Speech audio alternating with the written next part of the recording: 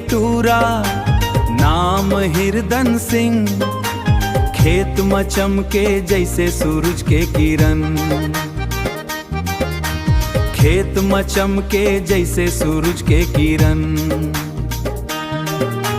Tractor के गड़गड़ाहट दिल्ला भावे, tractor के गड़गड़ाहट दिल्ला भावे यार। माटी के खुशबू में बसे ओकर माया दुलार। हिरदन सिंह ट्रैक्टर लवर, गांव के साथ सब ले ऊपर हो। खेत मन में दौड़े लेके नवा जोश,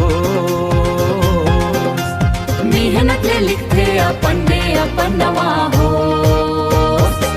बिहनिया बिहनिया निकल पड़े लेके नवा उमंग, नांगर जोते खेत मां गूंजे ओकर रंग।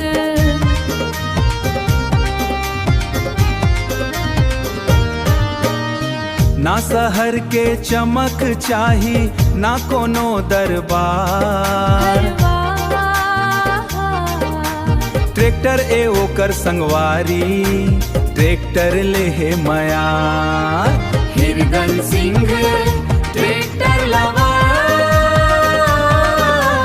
ओड़गड़ी गांव के असली स्टार। धरती दाया के सच्चा बेटा, मेहनत ओकर सबले बड़े गहना।